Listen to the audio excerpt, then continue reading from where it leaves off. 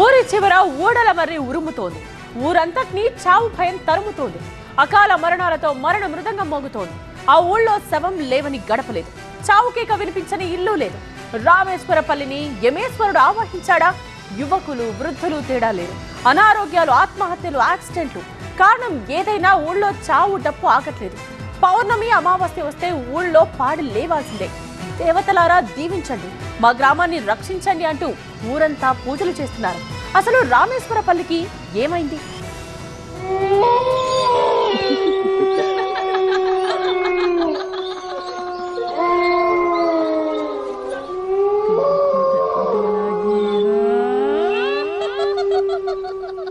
రెండు నెలల్లో 27 మంది, ఏడాదిలో 80 మంది. ఇది క్రికెట్ స్కోర్ కాదు, డెత్ స్కోర్. ఊరిని ఊడల మరి భయం ఊపేస్తోందా? రామేశ్వరంలో యమేశ్వరం. చూశారుగా ఊరు ఎంత ప్రశాంతంగా నిశ్శబ్దంగా ఉందో. అయితే ఇది శ్మశాన నిశ్శబ్దం అంటున్నారు గ్రామస్తులు. ఊరి చివరున్న ఊడల మరే దీనికి కారణమంటున్నారు కొందరు గ్రామస్తులు. సినిమాల్లో దయ్యం జుట్టు విరబోసుకున్నట్లు జడలు విప్పుకున్న ఈ ఊడల మరిని చూస్తే గ్రామస్తులు హడలిపోతున్నారు. అదే ఊరికి పట్టిన పీడ అని వాళ్లు భావిస్తున్నారు.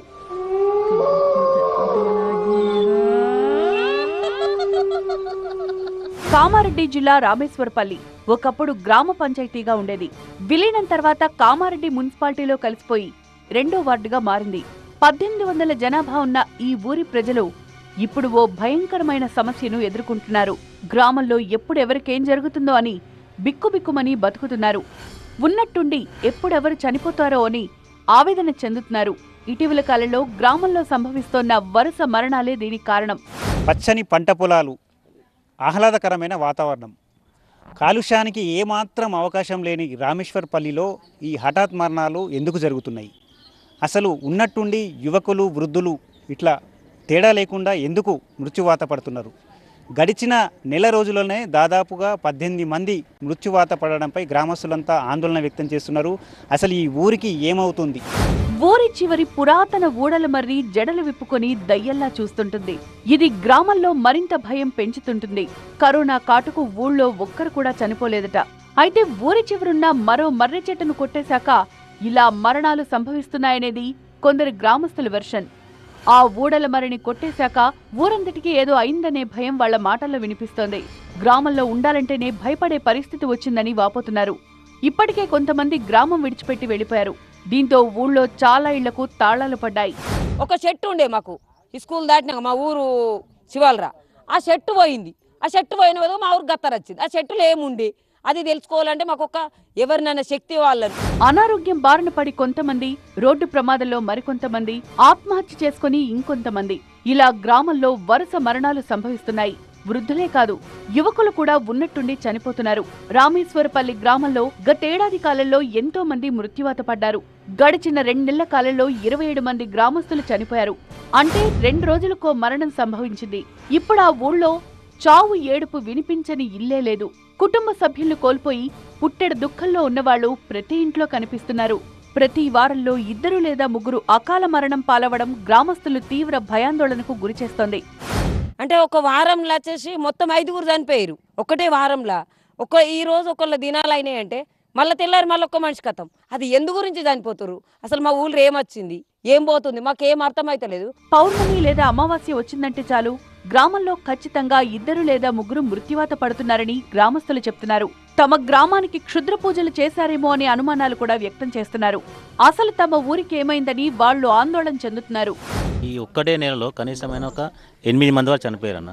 అసలు అది ఏంది, ఎట్లా చనిపోతారు అనేది కరెక్ట్గా లేదు. మీరు అన్నట్టుగా క్షుద్ర పూజలు కానీ ఏమి కానీ అట్లాంటివి జరుగుతున్నాయి విలేజ్లో. గ్రామంలో సంభవిస్తున్న మరణాలపై ఒక్కొక్కరు ఒక్కో అనుమానాలు వ్యక్తం చేస్తున్నారు. ఊళ్ళోని పెద్ద మనుషులు, మహిళలు అయితే ఊరికేదో అరిష్టం జరిగిందని, తమ గ్రామానికి ఏదో శక్తి ఆవహించిందని భయపడుతున్నారు. ఇప్పటికే గ్రామంలో అన్ని రకాల శాంతి పూజలు జరిపించారు. ఊళ్ళో ఉన్న శివాలయంతో పాటు గ్రామ దేవతలకు కూడా పూజలు చేశారు. అయినా అకాల మరణాలు మాత్రం ఆగడం లేదంటున్నారు గ్రామస్తులు. ఏదో దుష్టశక్తి తమ గ్రామాన్ని ఆవహించిందని వాళ్లు అనుమానిస్తున్నారు. ఇక 2019లో మున్సిపల్ ఎన్నికల సమయంలో రామేశ్వరపల్లి గ్రామాన్ని కామారెడ్డి మున్సిపాలిటీలో విలీనం చేశారు. ఈ విలీనం తర్వాతే తమ గ్రామానికి అరిష్టం పట్టుకుందని మరికొంతమంది భావిస్తున్నారు. పంచాయతీగా ఉన్నప్పుడు సస్యశ్యామలంగా సుఖ సంతోషాలతో ఉన్న ఊరు ఇప్పుడు శవాల దిబ్బగా మారిందని చెప్తున్నారు. అక్కడిది కలిసినప్పటి నుంచి మాకు కొద్దిగా డిఫరెన్స్ మంచిగా అనిపిస్తలేదు. మున్సిపాలిటీ కలిసినప్పటి నుంచి మా వాడు మాకే ఉండాలి వాస్తవానికి. ఇక ఊరి చివరున్న శ్మశాన వాటిక శవాల దిబ్బగా మారింది. ఎకరం స్థలంలో ఉండే శ్మశానంలో ఇప్పుడు శవాలను ఖననం చేసేందుకు కూడా స్థలం లేదు. వరుస మరణాలతో ఇక్కడ సమాధులకు కూడా చోటు లేకుండా పోయింది. ఎప్పుడో ఒకసారి శ్మశాన వాటికి వెళ్లే తాము 2 రోజులకోసారి వెళ్లాల్సి వస్తోందని గ్రామస్తులు వాపోతున్నారు. హఠాన్ మరణాలు ఊరిని అతలాకుతలం చేస్తున్నాయి. ఇవి సహజ మరణాలా లేక ఇంకేమైనా కారణాలు ఉన్నాయా అనే అనుమానాలు గ్రామస్తులు వ్యక్తం చేస్తున్నారు.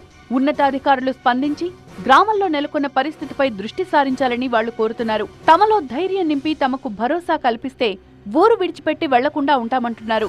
ఇక రామేశ్వరపల్లికి రోడ్డు లేదు. కామారెడ్డికి రాంగ్ రూట్లో వెళ్లాలి.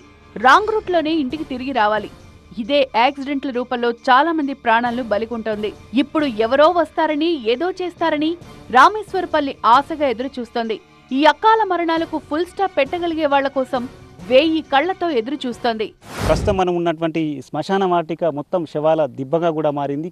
కేవలం ఒక నెల వ్యవధిలోనే ఇక్కడ కనిపిస్తున్నటువంటి అన్ని శవాలు నెల వ్యవధిలోనే చనిపోయినటువంటి పరిస్థితి ఉందంటే ఉన్నట్టుండి అనారోగ్యం కారణంగానో ఆత్మహత్య చేసుకోనో రోడ్డు ప్రమాదాల బారిన పడో ఇట్లా వివిధ కారణాల చేత మృతి చెందడం పట్ల గ్రామస్తులు ఆవేదన వ్యక్తం చేస్తున్నారు. ఇప్పటికైనా ఉన్నతాధికారులు ఈ గ్రామస్తులు చేస్తున్నటువంటి అనుమానాలను నివృత్తి చేయాలి, వారికి కౌన్సిలింగ్ నిర్వహించాల్సిన అవసరం ఎంతైనా ఉంది అని చెప్పి డిమాండ్ చేస్తున్నారు. ఒక దగ్గరికి చేర్చి వాళ్ళలో చైతన్యం నింపి వాళ్ళలో ఒక భరోసా కల్పించాల్సిన అవసరం మాత్రం కనిపిస్తుంది.